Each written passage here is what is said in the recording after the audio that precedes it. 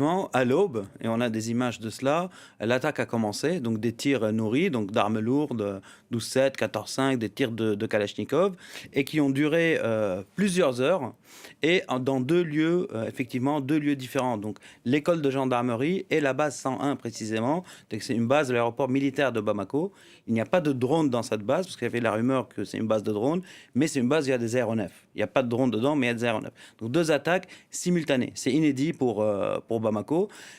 Question posée très vite, ça m'a été revendiqué donc, par les djihadistes d'Al-Qaïda qui m'ont parlé d'une attaque préparée de longue date et qu'ils attendaient de choisir leur moment pour attaquer à Bamako.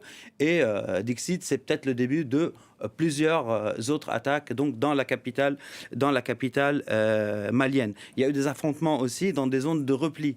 Les djihadistes ont choisi des zones de repli, donc dans certains quartiers, il y a eu des affrontements, ce qui expliquerait peut-être les tirs sporadiques qui ont duré encore plusieurs heures. La situation reste incertaine. La seule certitude, donc deux sites attaqués, l'école de gendarmerie, plusieurs élèves gendarmes ont été tués, plusieurs blessés, mais on n'a pas de bilan précis, ni du nombre des attaquants, ni du nombre des victimes à l'heure où on parle. Ce qui est intéressant aussi, c'est qu'on est au lendemain de l'anniversaire de l'AES, de l'Alliance du Sahel, donc les 1 an de cette alliance, mais on est aussi le jour de l'anniversaire de la gendarmerie. Donc la date a été choisie par les djihadistes pour faire un impact, on va dire, moral important pour les forces armées.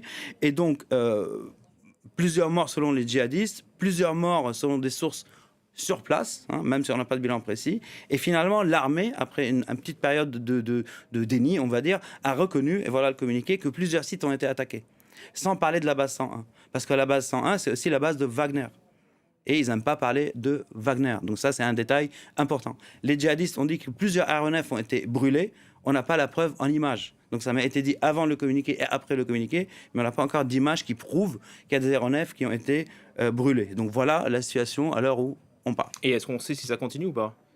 Il y a des tirs sporadiques, Pour mais l'instant, ça je n'ai reste pas flou. l'impression qu'il y a Ok. des affrontements, en tout cas, entre les djihadistes et les forces de l'ordre actuellement. Vous venez souvent nous parler de la situation dans le Mali, mais dans le nord, dans le centre. Là, on est en plein cœur de la capitale, à Bamako. Qu'est-ce que ça dit de la situation, de la vulnérabilité aussi peut-être de la capitale? Bah, ça confirme en tout cas que les djihadistes continuent d'accentuer leur emprise autour de la capitale, hein. Il y a eu des attaques tout le long de l'été à 50, 40, 60 km de la capitale, même dans la zone de Sikasso.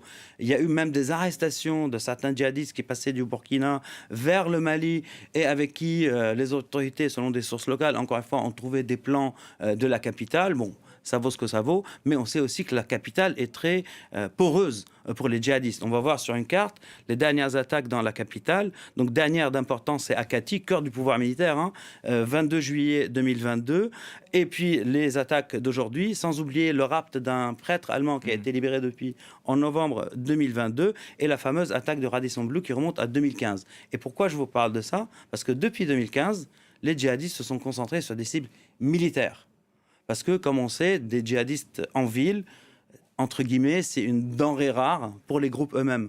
Donc, qui décident de les diriger vers des cibles militaires très difficiles, c'est un choix. Donc politique qu'ils font vis-à-vis des populations locales. Sachant que l'attaque de Kati avait échoué, l'attaque de Sévaré aussi, plus loin, avait échoué. On n'a pas encore de bilan sur cette attaque-là, mais c'est beaucoup plus facile, entre guillemets, de s'attaquer à des civils, un centre culturel, etc. Ce qu'ils ne font pas au Mali depuis 2015 et ce qu'ils ne font pas au Sahel depuis l'attaque de Aziz Istanbul à Ouagadougou en 2017. Donc c'est une démonstration aussi qu'ils essayent, entre guillemets, de gagner les cœurs et les esprits des populations en disant on s'attaque qu'aux militaires. Même s'il y a des exactions, on en parle souvent au Burkina ou ailleurs, mais plus on s'éloigne du centre malien, qui est le centre du pouvoir, on va dire, d'Al-Qaïda, plus ça se délite en termes de discipline ou de suivi des ordres. Mais quand on est vraiment au Mali, on voit qu'il y a un vrai plan qui est déroulé et des choix qui sont faits même par rapport aux dates. Et on voit aussi, par exemple, que le choix de Wagner, qui est de protéger le pouvoir, ben, ça ne marche pas non plus. Parce qu'ils sont envoyés dans le nord, il y a eu la bataille de Tinzouaten, mais ils n'arrivent même pas à protéger Bamako. Donc ça aussi, ça va poser question. On a des images des camps d'entraînement dans le Massina. Donc Massina, c'est la région qui a revendiqué l'attaque. Et donc ça, c'est une vidéo parmi des dizaines qui ont été diffusées, on va dire, cet été. Et on voit qu'ils peuvent s'entraîner, qu'ils sont bien équipés. Ils n'ont pas peur d'être frappés comme à l'époque où Barkhane était déployé. Ils n'ont pas peur d'être frappés par les drones donc de fabrication turque, parce que même si ces drones existent, ils ont une capacité de vol qui est de portage d'armes qui est limitée.